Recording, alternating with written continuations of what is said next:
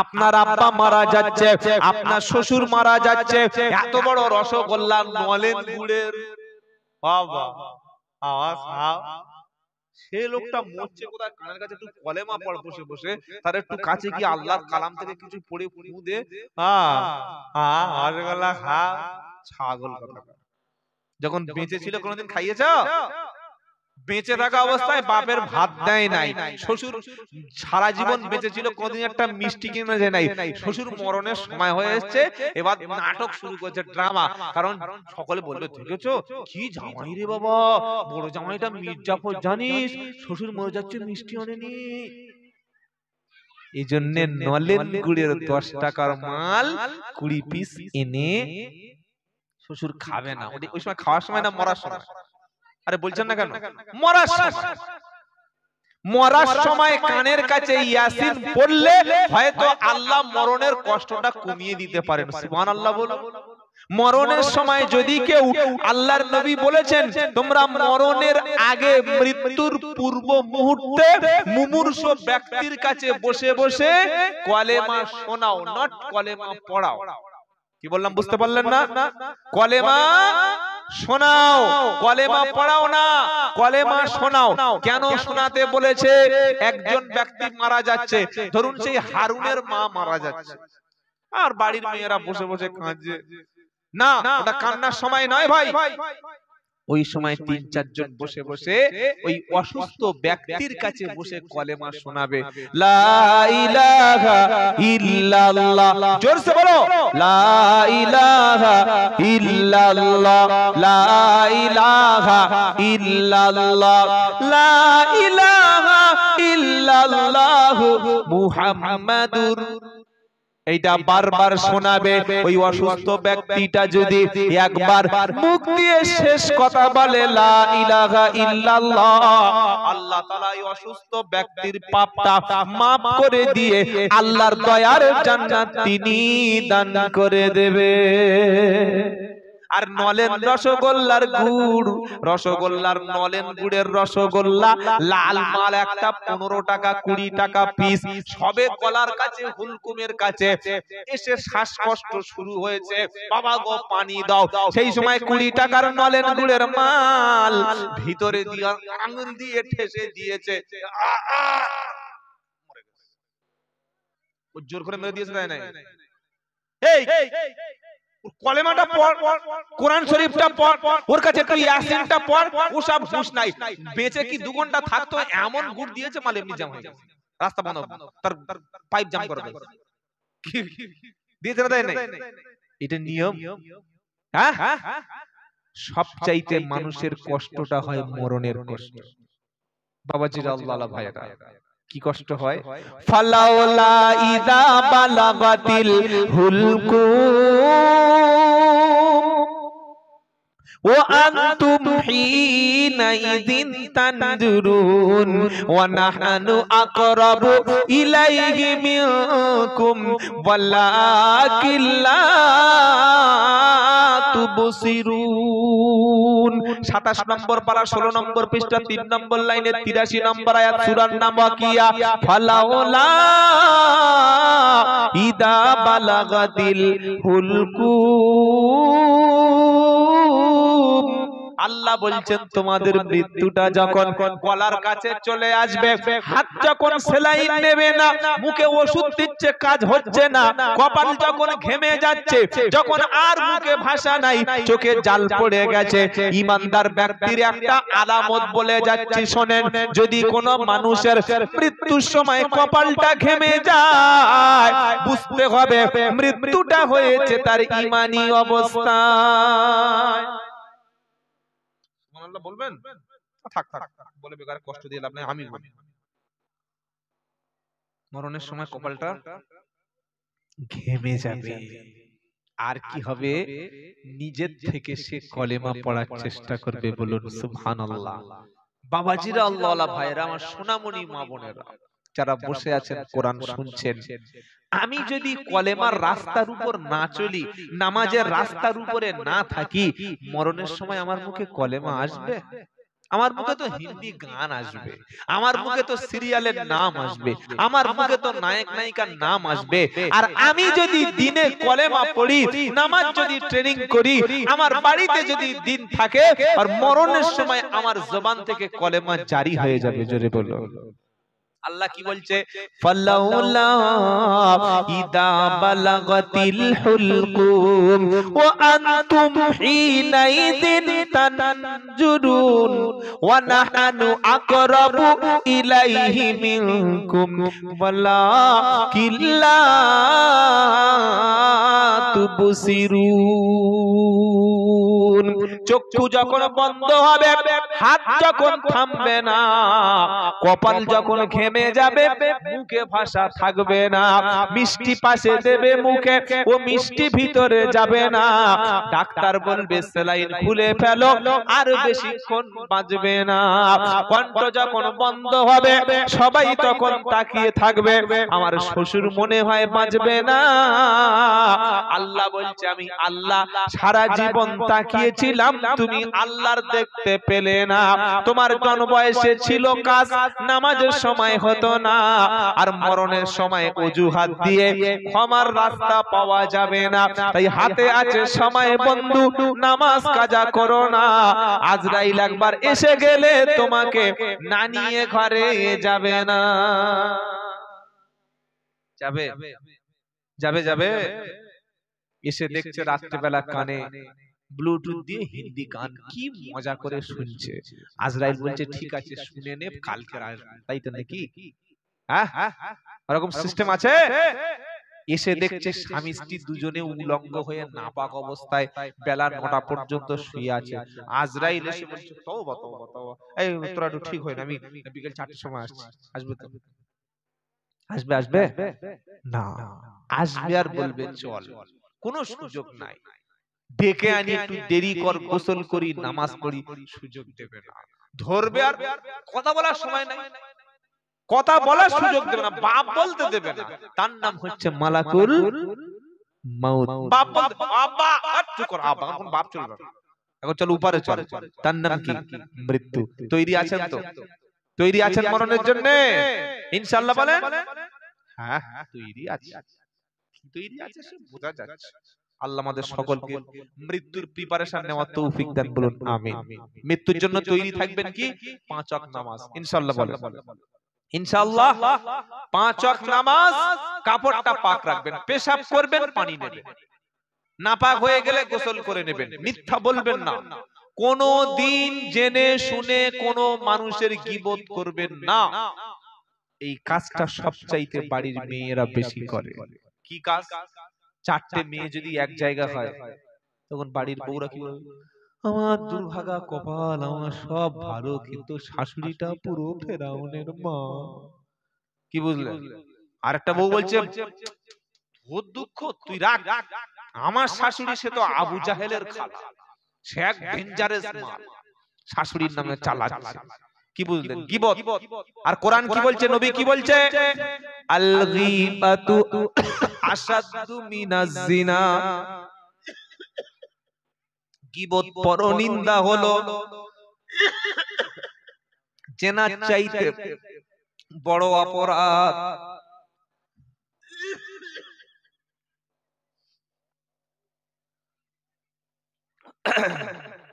জেনা করলে মাফ করবেন কে? জোরে বলেন। আল্লাহ। কে মাফ করবে ভাই? কিন্তু গীবত করলে, যার পিছনে আপনি তার দোষটা বর্ণনা করেছেন, যতক্ষণ ওর হাত ধরে ক্ষমা না চাইবেন আমার আল্লাহ ক্ষমা করবে না। এই পাপটা যেন মাথায় থাকে। অধিকাংশ মুসলমান এই পাপের কারণে শাস্তি পাবে। নবী সাল্লাল্লাহু আলাইহি ওয়াসাল্লাম বলেন, মানুষের জবান মানুষকে জাহান্নাম পর্যন্ত নিয়ে যায়, মানুষের জবান আবার জান্নাত পর্যন্ত নিয়ে যায়। ফজরের নামাজ পড়ে মসজিদ থেকে বার হলো, চায়ের দোকানে বসে গীবত গিল্লা শুরু হলো, মানুষের সামনে এবং পিছনে নিন্দা করে, তাদের ঠিকানা হলো জাহান্নাম। তাদের ঠিকানা কোথায়? দোষ বর্ণনা করা লোক সমাজে আছে না? একটা যদি কিছু পেয়েছে কেউ, ওই হাকিম, ওর মতো ছেঁচড়া আছে পৃথিবীতে, এর ওই ক্ষতি করেছে, ওর ওই ক্ষতি, এই বলতে বলতে বলতে বলতে পুরো 2 ঘন্টা শেষ। এবার ওই হাকিম আসছে, আসসালামু আলাইকুম ভাই, ভালো আছিস? চা খাও, চা খাও। লাল চা খাবে না দুধ চা খাবে? তার 2 ঘন্টা বাঁশ দিয়ে চা খাওয়ায়। কিরম বড় শয়তান চিন্তা করে। এরকম লোক আছে না? সামনে ভালোবেসে পিছনে বাঁশ দেয়, আছে না? পাকা জাহান্নামী। ওয়াইলুল লিকুল্লি হুমাযাতিল লুমাযা আল্লাযী জামাআ মালা ওয়া আদ্দাদা ইয়াহসাবু আন্না মালাহু আখলাদা কাল্লা লা ইউনবাদান্না ফিল হুতামা ওয়া মা আদরাকা মাল হুতামা। ধ্বংস তাদের জন্য, জাহান্নাম তাদের জন্য যারা সামনে পিছনে নিন্দা করে। দুটো লোক এক জায়গায় হলে লোকের নামে গীবত করতে শুরু করে। দুটো মেয়ে এক জায়গায় হলে স্বামীর নামে গীবত, শাশুড়ির নামে গীবত শুরু করে, মিথ্যা মিথ্যা করে সমাজে বলে। আবার শাশুড়িরা সুযোগ পেলে গ্রামে নিজের বৌমার নামে নিন্দা করে। আছে না? আছে না? নাই? আমার বৌমা কপাল খারাপ, ছেলেটা খুব ভালো ছিল, আগে ছেলেটা কি সুন্দর আমার কথা শুনে চলতো, কিন্তু বিয়ের পরে মালটা পাল্টি মেরেছে, এখন পুরো বউয়ের কথা শুনে আমার ছেলেটার মনে হয় আমার বউ জাদু করেছে। কি করেছে? জেনে বলো। পাড়ার মেয়েদের কাছে বলছে খবরদার, আমার বউয়ের মতো ডাইনি কেউ নাই। আর সামনে মেয়েটাকে বলছে তুই আমার ছেলেটা ধ্বংস করে দিয়েছিস। কোরআন শোনাচ্ছে ওয়াইলুল লিকুল্লি হুমাযাতিল লুমাযা ওয়াইলুল লিকুল্লি হুমাযাতিল লুমাযা আল্লাযী জামাআ মালা ওয়া আদ্দাদা। ধ্বংস তাদের জন্য সামনে এবং পিছনে যারা নিন্দা করে। আর কি কাজ করে? আল্লাযী জামাআ মালা ওয়া আদ্দাদা। মাল খালি জমা করে আর শুধু খালি গণনা করে, খায় না, দান করে না। আছে না? নাই? খায় না, ভালো জীবনে খাবে, দানও করে। কেউ ওর কাছে হাত পাতলে, হাতে টাকা আছে, আমার এখন অভাব চলছে, তো হাতে কারো টাকা থাকে? টাকা তো পকেটে থাকে, ক্যাশ বাক্সে থাকে, ব্যাংকে থাকে। কি ভাই থাকে কি থাকে না? জীবনে দান করে না, মসজিদে গিয়ে দান করে না। 500 টাকা দিয়ে 499 টাকা কোটা থেকে তুলে নেন, কত টাকা দেন? 1 টাকা দান করে। ফকির এসে বলছে আ দুটো ভাত দিবি, 3 দিন খাইনি, 4 দিন। তোমাদের খালি খাইনি করে, কি করেন? এই অভ্যাস যেন না থাকে। গরীব মিসকিন ইতিম দুস্থ অসহায় যে হাত পাতবে খাওয়া দেব। সুবহানাল্লাহ বলে। আপনি যত বেশি মানুষকে খাবেন তত আল্লাহ আপনার রুজিতে বরকত দেবে। সুবহানাল্লাহ। আর যত বেশি কৃপণ হবেন, ওই যে আল্লাহ বলে দিয়েছে কি আল্লাযী জামাআ মালা ওয়া আদ্দাদা ইয়াহসাবু আন্না মালাহু আখলাদা।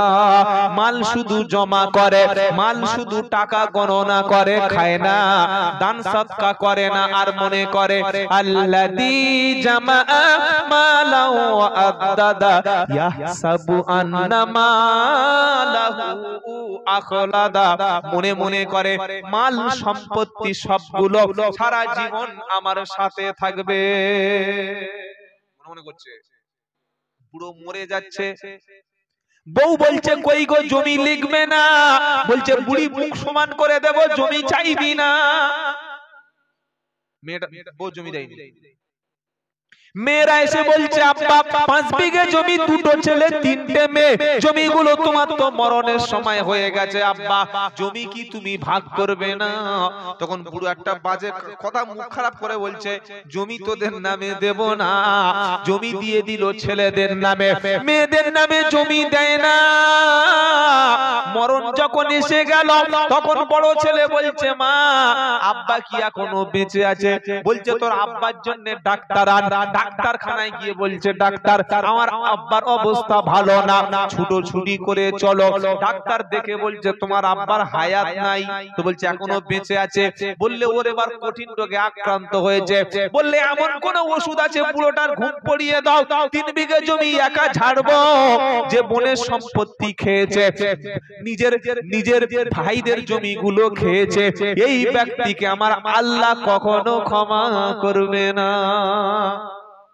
নামাজ কাজা করেছেন মা আল্লাহ চাইলে হবে কি হবে না? রোজা কাজা করেছেন আল্লাহ চাইলে মাফ হবে।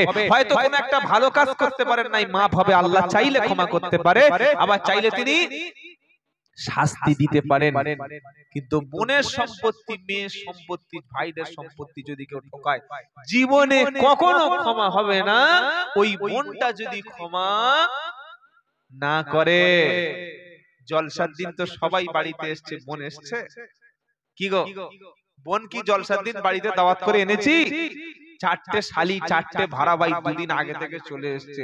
শালি আমার বাড়িতে আসতে হবে, ভাড়াবাই আসতে হবে, কিন্তু বোনের কোনো খবর নাই। কতদিন আগে মা মারা গেছে, সেই শেষবারের মতো বোন ঘুরে চলে গেছে। আর 3 বছর পরে বাপ মারা গেছিল, বাপের বাড়ি থেকে শেষবারের মতো বোনটা চলে যাচ্ছে। চোখের পানিটা ফেলে যাচ্ছে আর বলছে বাপের জমি তো পেলাম না, মায়ের সম্পত্তি তো পেলাম না, শেষবারের মতো বাড়ি থেকে চলে বার হয়ে গেলাম, জীবনে এ বাড়ি আর কখনো আসা হবে না। আর আমার যা দাজ্জাল ভাবি আর আমার যা ভাই, জীবনে কখনো আমাদেরকে ফোন করবে না। আজকে 13টা বছর হয়ে গেল, ভাই আছে কিনা মরে গেছে, ভাগনাগুলো বেঁচে আছে কি মারা গেছে, এটা বড় বোন আর জানে না। বোনকে কাঁদিয়ে জলসায় বসে বসে দরুদ পড়ছে, আল্লাহুম্মা সাল্লু আলা। ফেরেশতারা শোলে ফেলে দিবে, সাল্লু বার করে দেবে। মুসলমান শালি চিনতে পেরেছে, চিনুন, শালিকে খাওয়ান, শাশুড়িকে খাওয়ান না। মায়ের পেটে বোনের সঙ্গে সম্পর্ক নষ্ট করবেন না। কত বেঈমান লোক শুধু মেয়ের কারণে জাহান্নামে যাবে, মেয়ের জমি দেয় না। এরকম লোক সমাজে আছে না নাই? মেয়েদের জমি দেয়, বলছে মা তো যেন দোয়া, কে দোয়া করতে বলে? কে তো দোয়া করতে বলে? তাদের জমি, তারা যেমন ধান জমির অংশ পাবে, আপনার ভিটা বাস্তু জমি থেকে যতটুকু অংশ সেটা আপনার বোনের দিতে হবে। বাপের যদি 10টা গাছ থাকে, দুটো দুটো করে ভাগ হবে। 5টা পুকুর যদি থাকে, এই পুকুরটা ছেলে এবং মেয়ে শরিয়াতের যে অংশ সমানভাবে দিতে হবে। ছেলে খেলা ব্যাপার। সারা জীবন লোকের পাঁচ দিয়ে মেয়েদের জমি দেয় নাই, বুড়ো বয়সে হজে গিয়ে কাবা শরীফ ধরে বলছে আল্লাহ জান্নাত দিও। জান্নাত তোর বাপের কি রিজার্ভ করা মাল? এই বাবাজিরা, এজন্য সকলে বলুন আমি আমার বোন, আমার স্ত্রী, আমার মেয়েকে ঠকাবো না, বলুন ইনশাআল্লাহ। আল্লাহ বলছেন ওয়াইলুল লিকুল্লি হুমাযাতিল লুমাযা, ধ্বংস তাদের জন্য যারা সামনে এবং পিছনে নিন্দা করে, মাল শুধু জমায়, মাল খরচ করে। আপনি নিতে তো পারবেন, কবরে মাল নিয়ে যেতে পারবেন না। এমন একটা কাপড় দেবে যার কোনো পকেট নাই। কি গো? কাপড়ের কোনো পকেট নাই, নেওয়ার কোনো সুযোগ নাই। তাই সারা জীবন বিশ্বনবী মানুষকে দিয়ে গেছেন, বলুন সুবহানাল্লাহ। একবার নবীজি সাল্লাল্লাহু আলাইহি সাল্লাম তিনি একটা সুন্দর পাঞ্জাবি, সুন্দর জুব্বা পরে বসে আছে। একজন জোয়ান ছেলে এসে বললেন আসসালামু আলাইকা ইয়া রাসূলুল্লাহ, আপনার সুন্দর জামাটা আমার পছন্দ হয়েছে। আমার নবী, বিশ্ব নবী ওই পাঞ্জাবিটা দেখলেন একটা, তাকে দান করে দিলেন। এটা সূরা বনী ইসরাইলের 29 নম্বর আয়াতের তাফসীর থেকে আপনাদের বলছি, তাফসীর ইবনে কাসিরে লেখা আছে। নবী পাঞ্জাবিটা দান করে দিলেন। আচ্ছা, যদি আমার একটা জামা থাকে আর ওটা যদি দান করে দিই, তাহলে আমার কিছু আছে? আরে বলছেন না কেন? আসরের আজানের ওয়াক্ত হয়ে গেল, বেলাল এসে আজান দিল, আল্লাহু আকবার, আল্লাহু আকবার, আল্লাহু আকবার, আল্লাহু আকবার। আজান দিয়ে কিন্তু আগে কোনদিন নবীর যুগে মাইকে অ্যানাউন্স হতো না। আর আমাদের এলাকায় কিছু কিছু মসজিদে দেখবেন কি হয় জানেন, ফজরে আজান হয়ে গেছে, জামাতের আর 20 মিনিট বাকি আছে, মসজিদে বলছে আর ফজরের জামাতের 20 মিনিট বাকি আছে, উঠে পড়ো। কোথায় উঠে পড়ো? তোর ঘাড়ে খ্যাপা কথা। তো এটা যদি বলবে তো আজান দিলে কেন? কি বলছি বুঝতে পারছেন না? এটা তো আজানের সঙ্গে তামাশা করা হচ্ছে। কি গো? আজানের সঙ্গে তামাশা, আজানের গুরুত্ব কমিয়ে দেওয়া। আল্লাহর নবীর মসজিদে আজান ছাড়া আর অন্য কোন ঘোষণা, জোরে বলুন, হতো না। আজানের পরে মসজিদে হাঁকা এটা সুস্পষ্ট আজানের সঙ্গে তামাশা করা। তাহলে আজান দেওয়ার দরকার নাই। কি ফজরের 20 মিনিট আগে একবার বলে দিলে হয় আর 20 মিনিট বাকি আছে ভাই, তোরা এবার সব যা করছিস সব ছেড়ে দিয়ে চলে আয়, বললে হয়ে যাবে। তা আজান দেবে কেন? আজান দিয়েছে আবার 20 মিনিট বাকি আছে, সব উঠে পড়ো, ঘাড়ে উঠে পড়ো। কি গো? আল্লাহর ঘর মসজিদে অন্য কোনো অ্যানাউন্স করার অধিকার নাই। নবীর যুগে একজন লোকের উট হারিয়ে গেল, উট উট ক্যামেল তো হারিয়ে গেছে। নবীর কাছে বলছে হে আল্লাহর নবী, কোথাও বলা কোয়া কিছু নাই। নবীর যুগে তো মাইক ছিল না, ওই মিনার উপরে উঠে বলছে আমার একটা উট হারিয়ে গেছে। আল্লাহর নবী বললেন যেন ওর উটটা আর খুঁজে না পায়। কি বুঝতে পারলেন? ওর উটটা যেন খুঁজেই না পায়। কারণ মসজিদ কোনো ব্যক্তিগত স্বার্থে ব্যবহার করা যাবে না। নিজের মোবাইল হারিয়ে গেছে, আসরের নামাজ পড়ে সব লোক বাড়ি চলে গেছে, পকেটে মোবাইলটা কখন পকেট থেকে উজুখানায় পড়ে গেছে, বা বাড়ি থেকে সেই ওই শোকেসের মধ্যে ভিতরে বা ব্ল্যাঙ্কেটের মধ্যে মোবাইল আছে, ফোন সাইলেন্স করা আছে, ফোন করেই যাচ্ছে, ফোন তোলেন না, আসরের সময় ছুটে মসজিদে গেছে। বিশেষ ঘোষণা, একটা ওপো প্রো ফোন পা হারিয়ে গেছে, যদি কোনো ভাই পেয়ে থাকো দয়া করে দিয়ে দেবে। ফোন পেলে আর তোমার দেবে মনেই হয় নাকি? নবীর মসজিদ থেকে, মুসলমানদের মসজিদ থেকে আজান ছাড়া অন্য কিছু অ্যানাউন্স দেওয়ার কোন বিধান শরীয়তে নাই। হারানো কোন বস্তুর, হারিয়ে গেছে কিছু বস্তু, এটা ঘোষণা দেওয়ার প্রয়োজন মসজিদে। আল্লাহর নবী নিষেধ করেছেন, যদি কেউ হারানো বস্তু মসজিদে ঘোষণা দেয় তার মানে সে মসজিদকে নিজের স্বার্থে ব্যবহার করছে। কিছুদিন আগে সরকার বলল যে পোলিও যারা খায় যেন করোনার টিকা নেয়, মসজিদে ঘোষণা না, এটা চলবে না। কি বলছেন? এটা আল্লাহর ঘর, এখান থেকে দুনিয়ার কোন স্বার্থে কিছু ঘোষণা হবে না। অনেক সময় মসজিদে দেখবেন ওই মারা গেছে, একজন মারা গেছে, তো একজন মারা গেছে বাবা, একবার বলে দিলে হয়ে গেল। সকাল থেকে তারপরে দিন 10টায় জানাজা 40 বার বলছে। লোকটা পয়সাওয়ালা ছিল তো, হাজি আব্দুল কুদ্দুস চাচা মারা গেছে, তার জানাজা কাল সকাল 10টায় হবে। ফের জোহরে বলছে, ফের আসরে, ফের মাগরিবে, ফের এশায়, ফের রাত 11টায়, ফের ফজরে, ফের জানাজার 20 মিনিট আগে। ইমাম বলছে বলার দরকার নাই, বলছে লাস্ট চলে এসেছে আরেকবার বলো। তো লাস্ট চলে এসেছে, ওরা কি করছে? খেলা করছে। লাস্ট চলে এসেছে দেখতে পায় না, ফের মসজিদে বলতে পারে। এ বলে কি বলে না? কথা বলে না।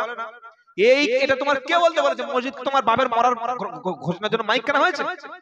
যদি মাইক কেনার সময় এরকম কথা বলে যে এই মাইকটা কিনছি বা মাইক দান করছি, মসজিদের মাইক একজন দান করে তো? এই কথা বলে না।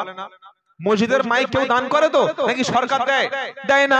মসজিদের মাইক দান করার সময় যদি কেউ বলে যে এই মাইকটা দান করছি, মসজিদে আজান হবে, আর আজানের সাথে সাথে কোন ব্যক্তি মারা গেলে এই মসজিদ থেকেই ঘোষণা হবে, তাহলে মসজিদে ঘোষণা দেওয়ার যায়। আল্লাহর ঘরে শুধু খাস নিয়েতে মসজিদ কিনেছে, একবার মারা গেছে বাবা, একটু গ্রামকে লোক বলে বাস ঠিক আছে, তা না করে বারবার পয়সাওয়ালা লোক ওর খানায় বেশি লোক খাবে, সেই কারণে 40 বার ঘোষণা দিচ্ছে। ইমাম সাহেব যদি মসজিদে বলতে মানা করে যে বাবা মরা লোক এতবার মসজিদে মাইকে ব্যক্তিগত ব্যাপারে তুমি বলো না, ও হুজুর তোমার এত হিংসা হচ্ছে কেন? মসজিদ তোমার বাপের, তো মসজিদ ইমাম সাহেবের বাপের না, তোর বাপের মসজিদ? ছাগল কোথাকারে। মসজিদে বাপ মরে গেছে 14 বার অ্যানাউন্স করে, কি করে না? বলছেন না কেন? সেজন্য আজান ছাড়া মসজিদে অন্য কিছু ঘোষণা হবে না। হারিয়ে গেছে জুতো, হারিয়ে গেছে মসজিদ, কিরকম ছাগল একবার চিন্তা করো। জুতো হারিয়ে গেছে মসজিদে, আমার জুতোটা হারিয়ে গেছে, কে নিয়ে থাকলে তোমার জুতো কপার সাথে, আমার আল্লাহর ঘরে মসজিদ তুমি জানো না? এটা মনে থাকে জানো, কথা মনে থাকবে ইনশাআল্লাহ। বাবাজিরা, আল্লাহ ভাইরা, জ্ঞানী জনেরা, শুধু মানুষরা নাই, নিষ্ঠ মানেরা, তাই আল্লাহ পাক সাফ শুনিয়ে দিচ্ছে, আল্লাহর নবীর আসরের আজান হয়ে গেল। আজান যখন হয়ে গেল, বেলাল রাদিয়াল্লাহু তাআলা আনহু আজান দিয়ে মসজিদে নববীতে বসে আছে। কারণ ততক্ষণ বেলাল নামাজ শুরু আর তাকবীর দেবে না যতক্ষণ আল্লাহর নবী তার হুজরা মোবারক থেকে বার হবে না। জোরে বলুন সুবহানাল্লাহ। সাহাবাদের এত আদব ছিল, এত ভদ্র ছিল, এত ডিসিপ্লিন মেইনটেইন করতেন তারা, যতক্ষণ আল্লাহর নবী তার নিজের খাস কামরা হুজরা মোবারক থেকে বার হয়ে মসজিদের মধ্যে পা না রাখতেন ততক্ষণ সাহাবারা বসে বসে আল্লাহর ঘরে আল্লাহ জিকির করতেন। জোরে বলুন কি করতেন? আল্লাহর ঘরে আল্লাহর জিকির করতেন। আর আল্লাহর নবী যখন মসজিদের মধ্যে পা রাখতেন বেলাল তখন তাকবীর দেয়া শুরু করতেন। বেলাল তাকবীর দিতে শুরু করলে নবী হুজরা মোবারক থেকে চলে আসতেন। আসরের আজান বেলাল রাদিয়াল্লাহু আনহু দিয়েছে 20 মিনিট 30 মিনিট আধ ঘন্টা সময় পার হয়ে গেছে। তারপরে বিশ্ব নবী তিনি মদিনার মসজিদে আসছে না। মুসাল্লিরা ভাবলেন বিশ্ব নবী মনে হয় অসুস্থ হয়ে গেছে নাকি নাকি আল্লাহর নবী ঘুমিয়ে পড়েছে। একজন ব্যক্তিকে বিশ্ব নবীকে ডাকতে পাঠিয়ে দেওয়া হলো।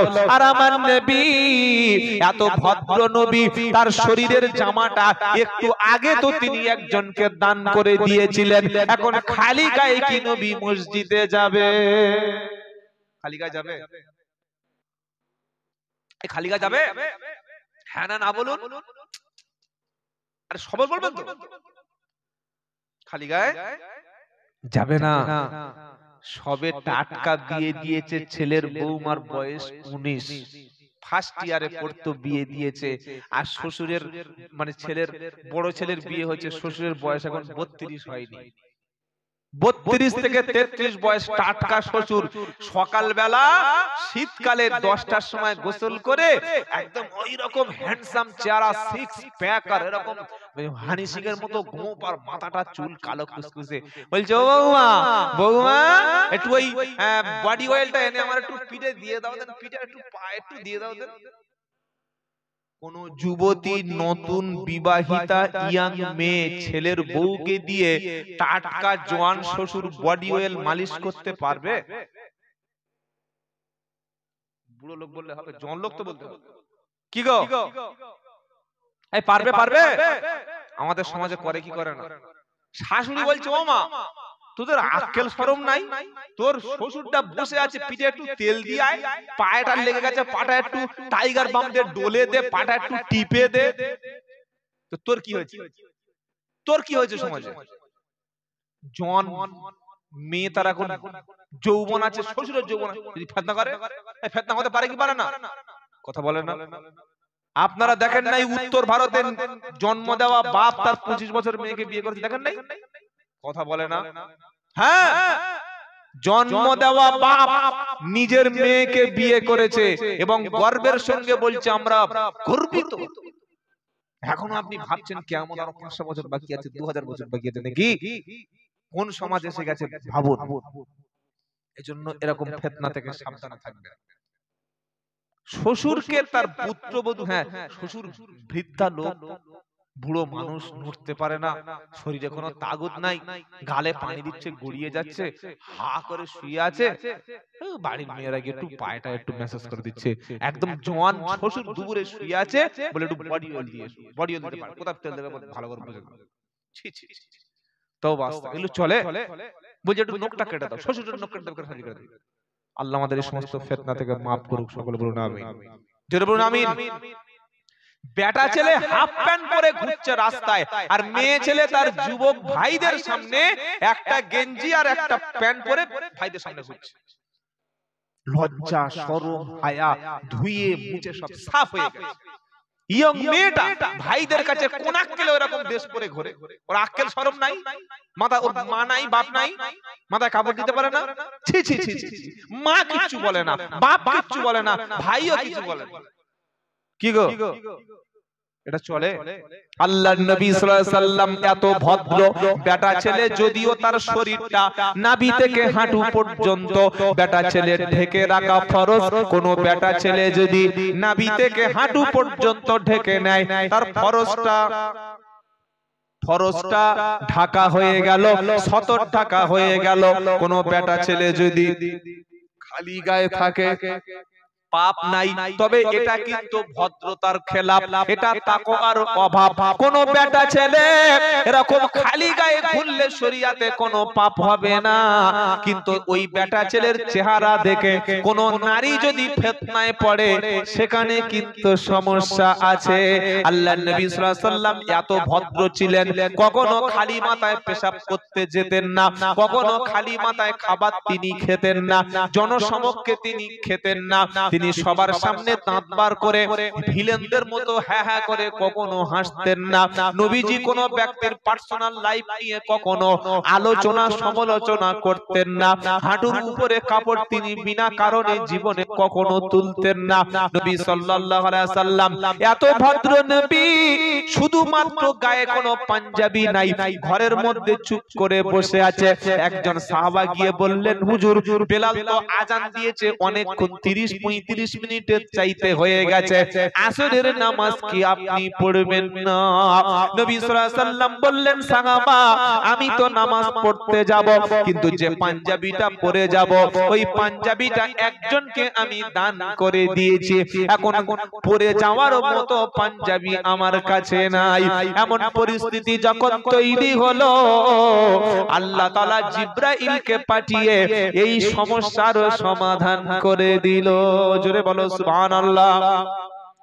জিবরাইল এসে বললেন, ওয়ালা তাজআল ইয়াদাকা মাগলুলাতান ইলা উনুকিকা ওয়ালা তাবসুতহা কুল্লাল বাসতি ফাতুকউদা মালুমাম মাহসুরা।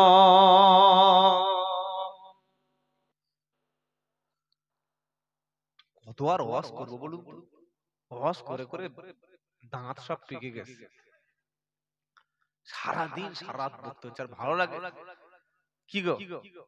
এই পর্যন্ত থাক নাকি একটু বলবো? কি গো আর একটু বলবো?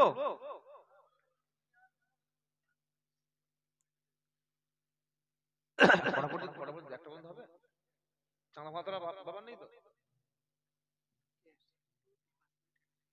মানে ততটা প্রেশার নেই তাই তো? ঠিক আছে, আচ্ছা আচ্ছা, যা দেবে 2-4 আনা হতেই চলবে। বাহ, ঠিক আছে। দেখি তাকবীর দেন, দেখি কারা কারা রেগে গেছেন। নারায়ে তাকবীর। ঠিক আছে, আমি যেমন বলছি আমি যদি বলি নারায়ে তাকবীর, নারায়ে তাকবীর, মির্জানগর গ্রামবাসী বৃন্দ নারায়ে তাকবীর। আল কোরআনের আলো, আল হাদিসের আলো, মোবাইলের আলো, কি বলছেন না কেন? এখন আর কোরআনের আলো কারোর ঘরে আছে, সব মোবাইলের আলো। আহা, আল্লাহ আমাদের কোরআন পড়ার তৌফিক দিক, বলুন আমিন। আমার মা যারা এসেছেন প্রত্যেক দিন নিয়ম করুন যে অন্তত 2 পৃষ্ঠা করে কোরআন শরীফ পড়বো। আল্লাহি আল্লাহর কসম, আমি আব্দুল্লাহ জুবায়ের বলছি, আপনার বাড়িতে কোরআন চালু করুন, রহমত, বরকত, শান্তি শান্তি সবকিছু ফিরে আসবে, বলুন সুবহানাল্লাহ। কোরআন যেখানে তেলাওয়াত হয় সেই বাড়ির উপরে, সেই ফ্যামিলির উপরে, সেই পরিবেশের মধ্যে আল্লাহ তাআলা শান্তি বিরাজ করে, সুবহানাল্লাহ বলবেন না? জিবরাইল এসে নবীকে বলছেন, নবী আপনার পাঞ্জাবি ছিল একটা, আর আপনি সেটা দান করে দিলেন, কি গো? ওয়ালা তাজআল ইয়াদাকা মাগলুলাতান ইলা উনুকিকা ওয়ালা তাবসুতহা কুল্লাল বাসতি ফাতকুদা মালুমাম মাহসুরা। 15 পারা 3য় পৃষ্ঠা 15 নম্বর লাইন 29 নম্বর আয়াত, সূরার নাম বনী ইসরাইল। আমার আল্লাহ শোনাচ্ছে, হাবিব তুমি যখন দান করবে, তুমি যখন ব্যয় করবে, একেবারে 2টো হাত তুমি পুরো খুলে দান করো না, আবার দানের সময় হাত দুটো বুকের কাছে বেঁধে নিও না। যদি তুমি সবকিছু দান করে দাও তাহলে তুমি নিঃস্ব হয়ে যাবে, আর যদি তুমি, তোমার কাছে কেউ মাল চাইতে এসেছে, যদি তুমি না দাও তাহলে নিন্দিত হবে। যদি আমার কাছে কেউ টাকা চাইছে, বাবা কিছু দেবেন, কত আছে দেখি, 1000-5 ছিল, হ্যাঁ যাও বাবা যাও, এটা এটা কি দান করা হলো? না, এরকম সবকিছু উজাড় করে দিলে আল্লাহ বলছেন নবী তুমি নিঃস্ব হয়ে যাবে।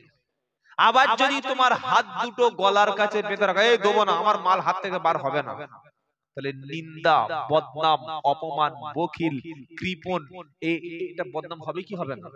হবে কি হবে না? ইসলাম এজন্য আপনাকে বলেছে মধ্যপন্থায় চলতে, বাড়াবাড়ি নয় আবার ছাড়াছাড়ি নয়, মিডিল ক্লাস, মধ্যবিত্ত জীবনটা সবচাইতে বেস্ট। কিভাবে আপনি খরচ করবেন, কিভাবে ব্যয় করবেন, এটা আল্লাহ বলে দিয়েছে। কি ওয়াল্লাযীনা ইযা আনফাকু লাম ইসরিফু ওয়া লাম ইয়াকতুরু ওয়া কানা বাইনা যালিকা কাওয়ামা। 19 নম্বর পারা 4 নম্বর পৃষ্ঠা 10 নম্বর লাইন সূরার নাম ফুরকান। ওয়াল্লাযীনা ইযা আনফাকু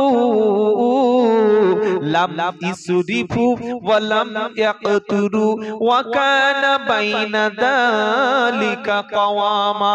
ঈমানদার ব্যক্তি যখন ব্যয় করে, ঈমানদার ব্যক্তি যখন খরচ করে, লাম ইসরিফু অতিরিক্ত বাড়াবাড়ি করে না, ওয়া লাম ইয়াকতুরু আবার কৃপণতা করে না, কার্পণ্য করে না।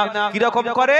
ওয়া কানা বাইনা যালিকা কাওয়ামা, বাড়াবাড়ি নয়, কমাকমি নয়, মধ্যপন্থা অবলম্বন করে, এটা হলো ঈমানওয়ালা।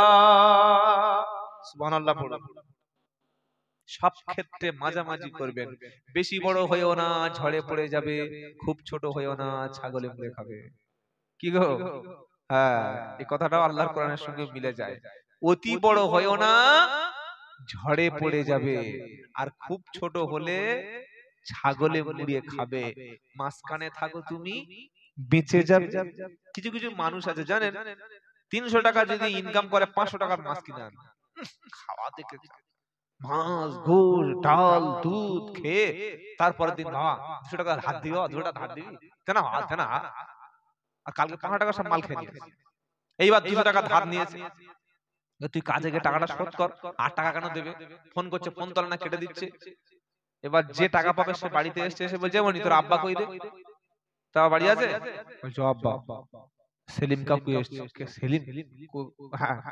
বলে গিয়ে বলবি যে আব্বা বাড়ি নেই। আর ছেলে ছোট মানুষ বোঝে না, বলছে ও কাকু আমার আব্বা বলেছে আব্বা বাড়ি নাই। কি বলছি বুঝতে পারছেন না?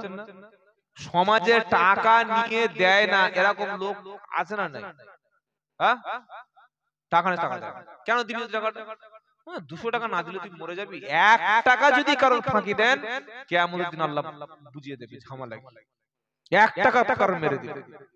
জানাজার মাঠে লাশ সামনে এসে গেছে, আর ছেলে কাঁদতে কাঁদতে বলছে বাবা আমার আব্বা চলে গেছে, যাদের মাছ দিয়েছে বলো আমি সব দিয়ে দেবো। কি রে, টাকাটা জ্যান্ত অবস্থায় দিবি না? মানুষকে ফাঁকি দিয়ে, আমি বারবার আপনাদের সেই সন্ধ্যা থেকে যতক্ষণ কথা বলছি, মানুষকে ফাঁকি দিলে, মানুষের ক্ষতি করলে আল্লাহ ক্ষমা করবে না, এই মানুষের কাছে যদি ক্ষমা না আসে। মারাত্মক অপরাধ। আল্লাহ আমাদের সমস্ত ঋণ থেকে হেফাজত করুক, সকলে বলুন আমিন। নবীজিকে এই আয়াতটা পড়ে আল্লাহ শুনিয়ে দিলেন বলে যে তুমি যে পাঞ্জাবিটা দান করে দিয়েছো, তোমার তো একটাই পাঞ্জাবি ছিল, একটাই পিরহান ছিল, ওটা তুমি দিয়ে গেলে, এখন তুমি কি পরে মসজিদে যাবে বলো? এজন্য ইসলাম বলছে তুমি পুরোপুরি সব যা কিছু আছে উজাড় করে দান করে দিলে নিঃস্ব হয়ে যাবে। আবার যদি মোটেই না দান করো তুমি কৃপণ হবে। তাই আমরা মানুষকে যখন দেব, দেওয়ার সময় আমার কতটুকু বাড়িতে আছে সেটা একটু ভেবে দেব। ইনশাআল্লাহ বলেন, বলেন ইনশাআল্লাহ। আপনার 5 কেজি চাল আছে, একটা পুলিশ সাহেব এসেছে 5 কেজি ব্যাগ ধরে মাথা তুলে দিলেন, এবার খাবেন কি? এটা ইসলাম বলেছে নাকি? তাকে 500 দাও, 700 দাও, 200 গ্রাম 100 গ্রাম দাও, বাকিটা রেখে দাও। এটাই ইসলাম বলেছে। বলুন সুবহানাল্লাহ। বাবাজিরা, আল্লাহওয়ালা ভাইরা, জ্ঞানীজনেরা, সুধী মানুষরা, ন্যায় নিষ্ঠমানেরা, আমার আল্লাহ ওয়ালারা, তাই আল্লাহ তাআলা শুনিয়ে দিচ্ছেন কুলু ওয়াশরাবু ওয়ালা তুসরিফু, খাও এবং পান করো, অতিরিক্ত খরচ করো না। অপচয়কারীকে আমার আল্লাহ সুবহানাহু ওয়া তাআলা কখনো ভালো বাসে না।